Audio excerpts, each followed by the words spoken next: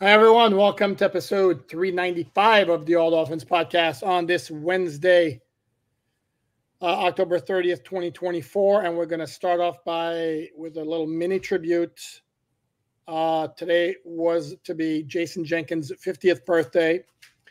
And in honor of Jason's memory, the former Dolphins Senior Vice President for Community Relations and Media Relations as well, and Communications, the Dolphins had a day of service in his honor, and I and most of the media members, including Chris Perkins over here, took part in it, preparing care packages for, I believe the term is needy, food needy or food deficient, I believe the term is. Very nice operation, feeding South Florida. Big props to you guys. You guys do a great job of sifting through donations and putting this stuff together. Anyway, this is a T-shirt we were wearing. So major, and there we go.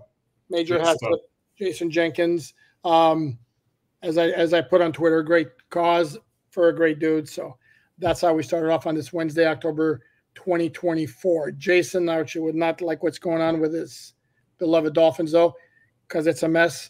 And the injury report for today is a very long one. Damn, it's a long one. It's also a very, very long one for the Buffalo Bills, but the Buffalo Bills, the big difference, had one guy who with a DNP, and it was, by the way, and there was it's a backup offensive lineman whose issue was personal, whereas the Dolphins had 10 DNPs, although there were 3 guys with rest, including, let's dive into it, because this is kind of going in a whole bunch of different directions. But Tyreek Hill was an interesting one because he was listed with rest. And I know when the media folks didn't see him out there at practice, it was all about, the foot's an issue again. Well, the foot's not even mentioned here as an injury. It's strictly rest. So I think we all can chill on that one. On the flip side, Teron Armstead, who has been given Wednesdays off along with Calais Campbell pretty much every week, now was listed with rest/knee. And I have no clue the severity of whatever knee issue it is. It just sucks again. Yes, it's one more thing with Teron. Like, it can't go 2 weeks without any sort of issue. Yeah, I wonder if it's the same knee as he had a knee earlier this season, if I'm not mistaken. I don't know if it's the same issue, but yeah, look, I mean, you don't have to worry about Teron. He's going to give it his all. You worry when Teron misses the game because you know that the effect on the offensive line and the team is going to probably be severe. Correct. Quickly continue the rundown here of the injury report, and then we'll get into some topics and some discussion, and we'll see if we have passionate Perk, pissed off Perk, perplexed Perk, apoplectic Perk, whichever Perk it might be. Which Perk permutation? There you go. Okay. What's percolating? There you go, percolating Perk. Yep. The other players who did not practice on Wednesday for the Dolphins, Jordan Poyer is another one who was given a rest day as he prepares to return to Buffalo, and what I'm sure is going to be a very emotional game for him. And no nasty comments here, because I know they're coming from Dolphin fans here who are going to say some bad stuff about Jordan Poyer. What do we got? Storm Duck ankle injury, DNP. Tight end Julian Hill, shoulder injury, DNP. Remember, he got hurt when he fumbled at the end of the first drive, although he did come back and play. Javon Holland now has got hand/knee injury, did not practice. Kader Kohu dealing with a neck injury, did not practice. Emmanuel Agba still has a bicep injury through which he played against the Cardinals on Sunday, but also an illness. And the last one is Zach Sealer dealing with the eye injury. Mike McDaniel before practice indicated he wasn't sure about Holland, and Sealer said there were several guys whose status would not be known until later in the week. Obviously, Holland and Sealer would be some of those two. If I'm reading between the lines of his comments, though, it didn't sound particularly encouraging that either of those guys will play. No, and I saw somebody on reading on ESPN.com. There's an NBA player that's expected to miss, I think, multiple weeks with an eye orbital fracture or something. Eye orbit. With Zach Sealer, you wonder about the helmet hitting the area.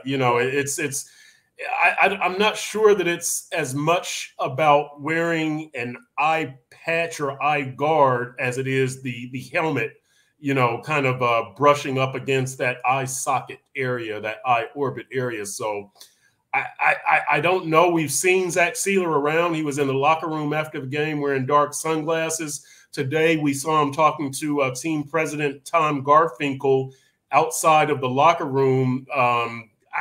There's nothing that really looks wrong with Sealer's face. He doesn't have like a big eye patch on or anything like that, but that injury, you know, anything around the eye or dealing with the face, you would think it's pretty sensitive, and so they'll probably proceed as cautiously as they can. No, without question. And based upon the report from NFL Network that the injury involved like a fracture of the orbital bone, Mike McDaniel was asked today whether surgery was involved. He said no, which obviously diminishes the timeline, the length of his absence. So obviously that's good news, but again, not sure I'd necessarily hold my breath for him playing against the Bills on Sunday. The rest of the injury report listed as full participants: Tyus Bowser knee, Robert Jones knee, Jonnu Smith finger, and listed as limited: Jordan Brooks hamstring / wrist, Benito Jones knee, and I'll save the best one for last. That's River Cracraft shoulder. And you're going to say, River Cracraft? Yes, he was designated to return. The 3-week window has opened, and as Tua Tagovailoa said during his weekly press conference after practice, the great white hope is back. That's how we refer to as River. Now, again, this is a 3-week window. He could be activated this week. He could be activated the following week, the week after. Who knows?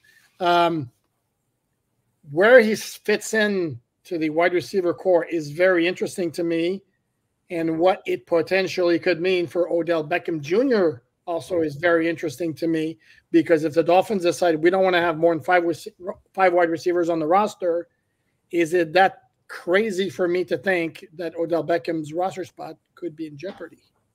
No, because Malik Washington, D. Eskridge, and River Cracraft all have special teams value, high special teams value in the case of Eskridge and Malik, because they're return men. So, yeah, I would say, OBJ should have his head on a swivel, because who knows what's coming around that corner. Yeah, because this is a guy who's played 11 snaps in each of his first 3 games, doesn't have a catch, has 3 targets in those 3 games, none on Sunday, and everybody's going to be very respectful of the guy's career, of his talents and all that. Fact remains, he's been a complete non-factor for whatever reason.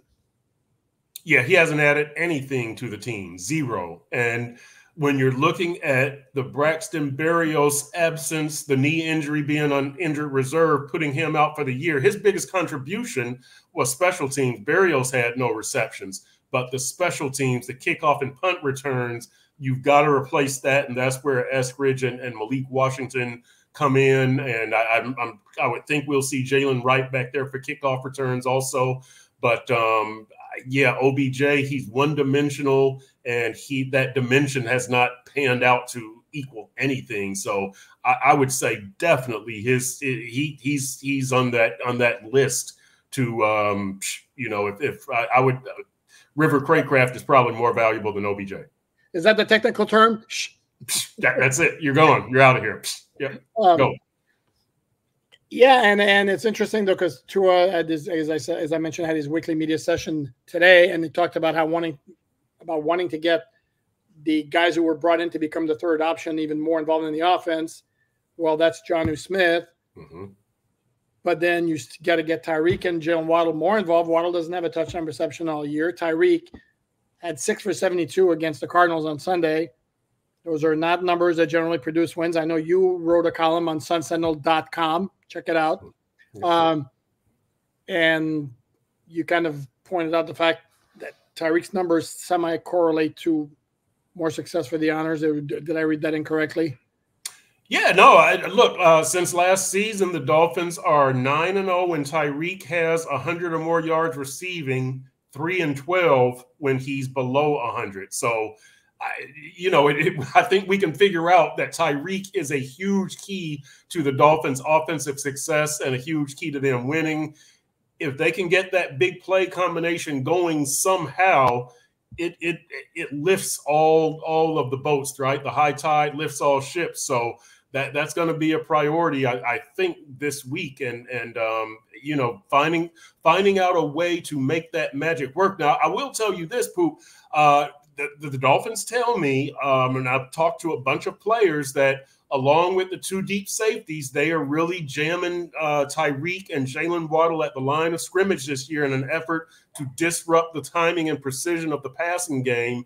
And I'm hearing that has been very effective. So it's not just the two deep safeties. This year, they're jamming them at the line of scrimmage, also putting hands on them, and it's working to, you know, just a half step to throw off the timing of that passing game. Yep. And here's another thing also, and tell me I'm wrong here. You will hear, you spend enough time on Twitter, you will hear they got to get John with the ball more often, or they got to get Tyreek more often, more involved. They got to target Jalen Waddle, doesn't have enough thing. Jalen Wright, man, dude, he had 2 carries, got to get way more 2 carries than that. Can't forget about Raheem Mostert. This comes a lot from our good friend Omar, who's a big guy. I want somebody to look at me the way he looks at Raheem Mostert, but it's all good. Raheem Mostert's a very good player. Raheem Mostert needs to keep getting fed. Oh, and Devon Achane is producing at a high clip, so he's got to keep getting fed. Well, that's an awful lot of players that you need to keep getting fed, and there's 1 ball last I checked. So something has to give here. And I'm sorry, you can't force feed it if it's not there. Right. But to me, it's always going to be Tyreek number 1, Tyreek number 2, and Tyreek number 3. I mean, the more success he has, the better the offense is. So at some point, something's got to give. And Odell Beckham, unfortunately, going back to him, I mean, he's not above Tyreek Hill, Jalen Waddle, Jonnu Smith, maybe even of the 3 running backs. So where does he fit into that thing? This is why, again, this would not be a good look. But I mean, who cares right now? I mean, this is about salvaging the season, and Dolphins are going to Buffalo, and I'm going to guess. And another issue with this particular game is the Bills have certainly mastered how to defend Tyreek Hill. Yes, Tyreek. Yeah, Tyreek has no success against Buffalo, and you know, look, this is a it's another need to win game. We're getting down to must win territory, and you know, I know your view on must win, and it's my view, but man, we're getting there, Poop. If you have any designs on making the playoffs, you really need to win this game. And the kind of the hidden thing with this is you're going to the LA Rams next week for Monday Night Football. So you've got 2 tough road games. You almost have to win both of them, because if you beat Buffalo and then lose to the Rams, you're kind of back where you are right now. So you don't want to look too far ahead. The players and the team can't think about this, but I think about this. Like, you've pretty much got to win both of these games just to kind of keep yourself in a legit playoff hope position. So we'll see. The you know, Buffalo again, to me, we're not going to talk about stopping Josh Allen right now. We're looking at it from the Dolphins standpoint. Yeah, you got to get Tyreek involved, and you got to get those big plays going, the big play threat. And because it puts points on the board and it makes Buffalo worry, these guys could be back. Yeah, and this is where, and no, I'm not providing hopium or drinking Kool-Aid or selling Kool-Aid or whatever. The fact remains, the Dolphins haven't won in Buffalo since 2016. The offense has not produced against quality defenses for a long time, but they did score 29 points in the Saturday night game in 2022. Had the ball with 6 minutes left across midfield, couldn't finish the drive, punted. Allen leads the Bills to a game-winning field goal drive. And in the playoff game with Skylar Thompson, rookie 7th-round pick as a quarterback, the Dolphins scored 31 points, understanding that there was a 50-yard punt return, there was a defensive touchdown, there were 2 interceptions still. And again, they came very close. So are the Dolphins likely to win Buffalo on Sunday? Of course not. But the idea that it's impossible, I'm not on board with it's impossible. No, I think it's possible. It's unlikely, but it's definitely possible. And you bring up a good point there, Poop, when you talk about the interception and the fumble return and the punt return. They've got to play complementary football. you can't just go out there and think we can outscore Buffalo, because as you say, in that 32-29 game, which was an excellent game, by the way, Tua was outstanding in that game. But the 29 points can't just come from your offense. I mean, I guess they can. It's more effective if you can do something on special teams, do something on defense. You don't have to score, but a couple of touchdowns, right? Josh Allen has 14 touchdowns and 1 interception. Get some turnovers, make him into erratic Josh Allen, who can throw an interception or lose a fumble, that sore left hand that he's been battling all season, really. Do something special. Somebody has got to do something. You can't leave this all up to Mike McDaniel and Tua and Tyreek and Jalen Waddle, Jalen Wright, Jonnu Smith, Teron Armstead, Calais Campbell, Jordan Poyer. Somebody has got to do something else. Oh, and Jalen Ramsey, right? He's a contract extension guy. He could contribute too. But somebody's got to do something else. Fair enough. Speaking of Josh Allen and his left hand, he's on the Bills injury report, but listed as a full participant. So I mentioned they had 20 players on their injury report. 15 of them were full participants. The only one I mentioned, the offensive lineman who didn't practice because of a personal issue, was Alec Anderson. The 4 who were limited were linebacker Terrell Bernard, who left the game early in week 2, if you recall, very early. Yep. He's got an ankle injury and still dealing with a pectoral injury, which is what he sustained against the Dolphins. Amari Cooper, the veteran newcomer, has a wrist injury. Fullback Reggie Gillum has a hip injury, and wide receiver Curtis Samuel has a pectoral injury. So, and then the rest, again, they're full participants, so I'm not going to go down necessarily that rabbit hole.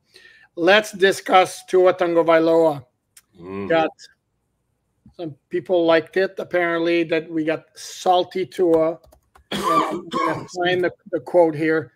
The question came from your colleague at the Sun Sentinel, David Furones.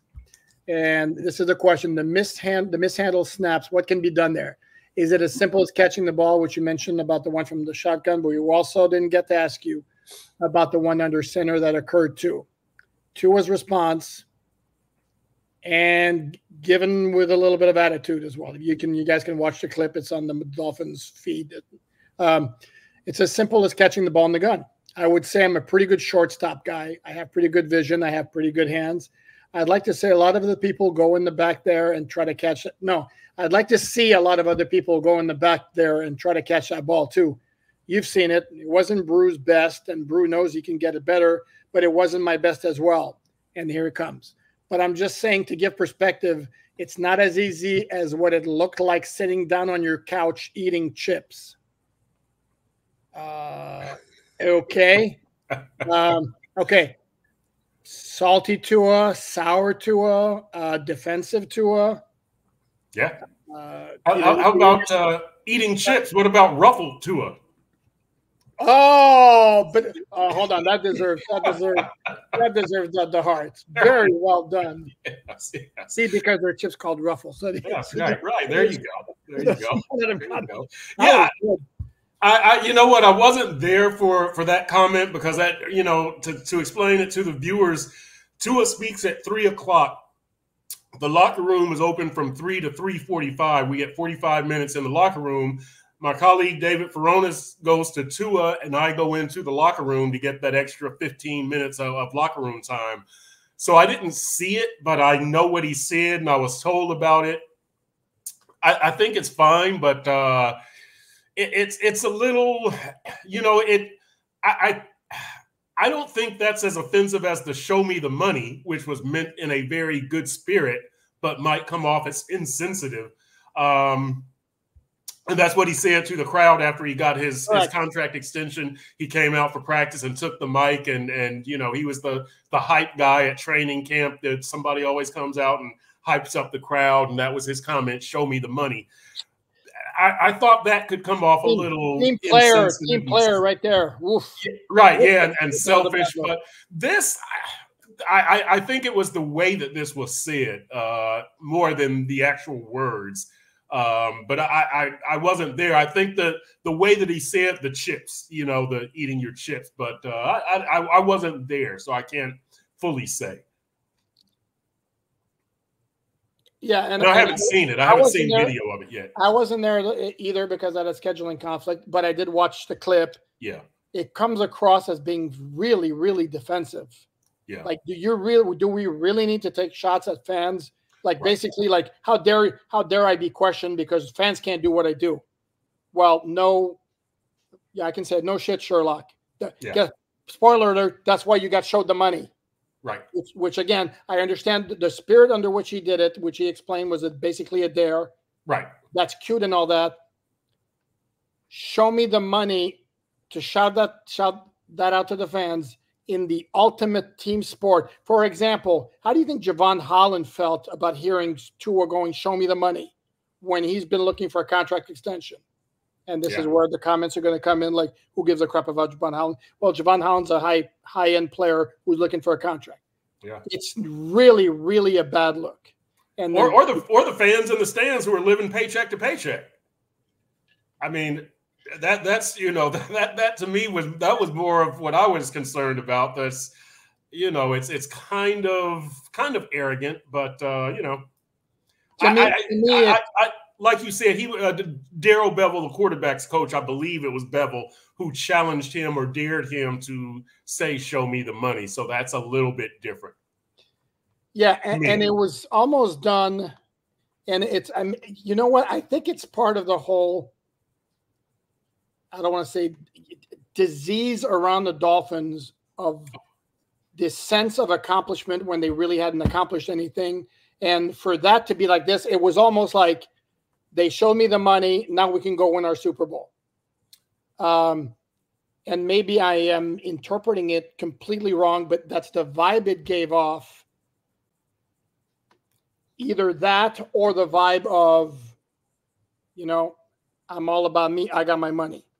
In the ultimate team sport, it was just a really bad look. And today, again, it was really came across as really defensive for a guy who the national media throws flowers at, all over the place. From Mark Schlereth, who called the game for Fox, to Dan Orlovsky, who basically said, Tua was big. It was something along the lines, he did a video recap of like he'd never been away, like he executed everything perfectly like he always does. They lost. And again, it wasn't like his performance was over the top great.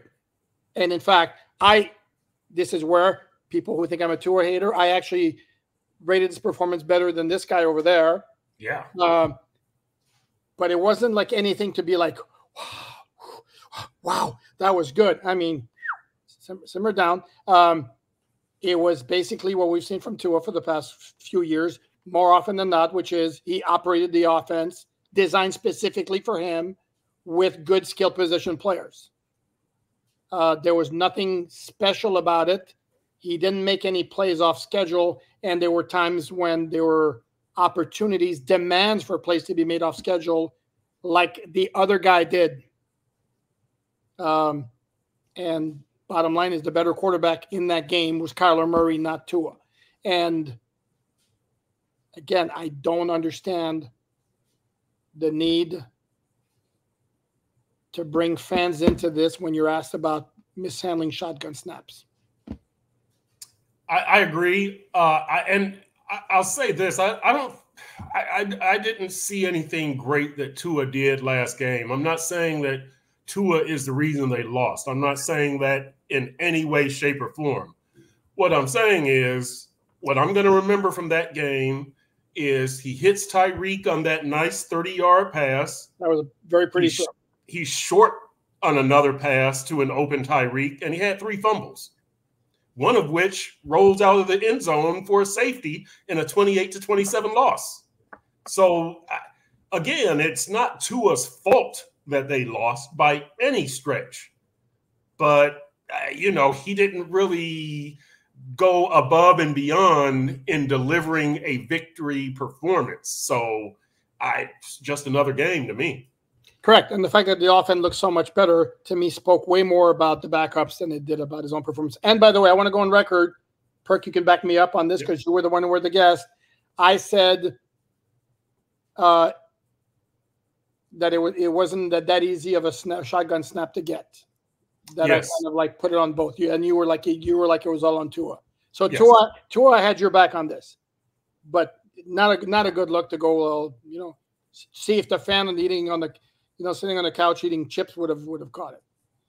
No, not a good look, and especially because, as you say, look, Tua, boy, I'm going to think about this before I say it, and I should probably think more about it. But Tua might be the second most loved quarterback in the league after Patrick Mahomes. I mean, people have, like Antonio Pierce, the Raiders coach, said he should retire, but nobody rips Tua for anything. For anything.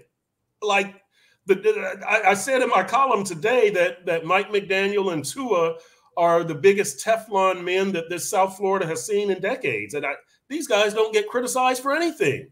Tua loses the fumble. Well, that snap from Aaron Brewer could have been a lot better. Come on, dude, catch the freaking ball. It hits you in the hands.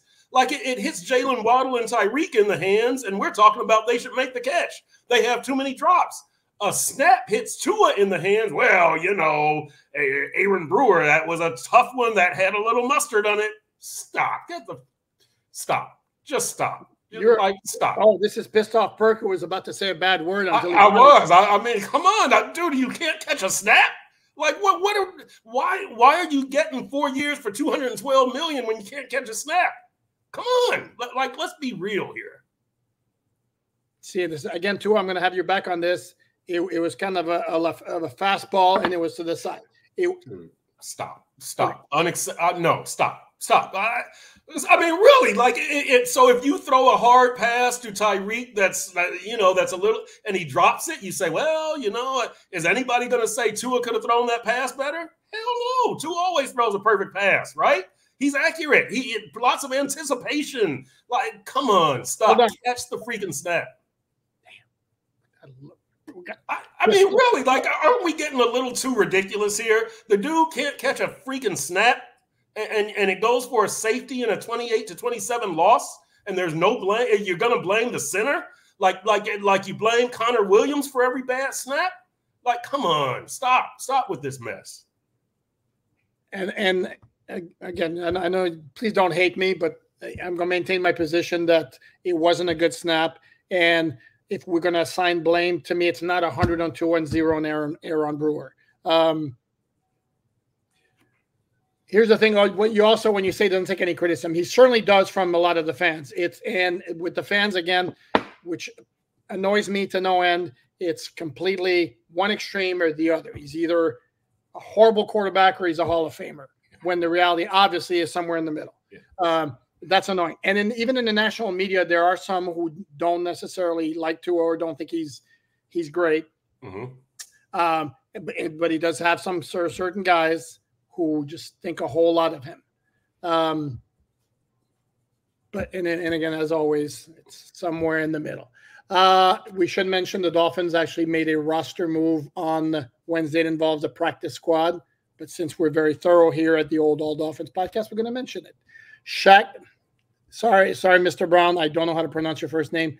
Shaquille, I would imagine, Shakel Brown is a defensive tackle.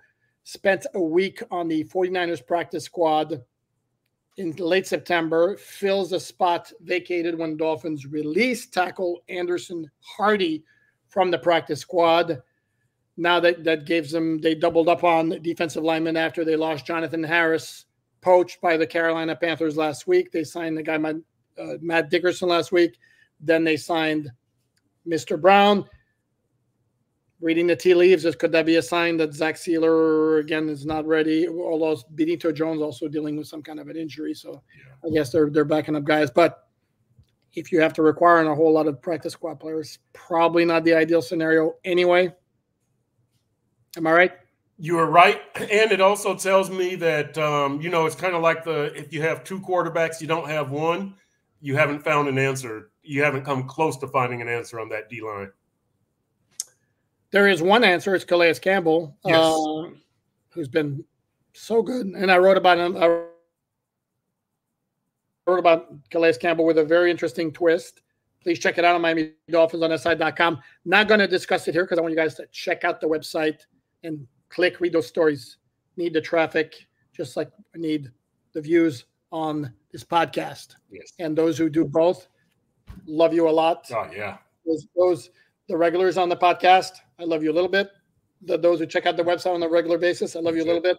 And then everybody else, the guys who do both or the gals who do both, love you a lot. So on that note, we're going to wrap it up on this Wednesday, October 30th. As always, thank you very much, Senor Perkins. Yeah.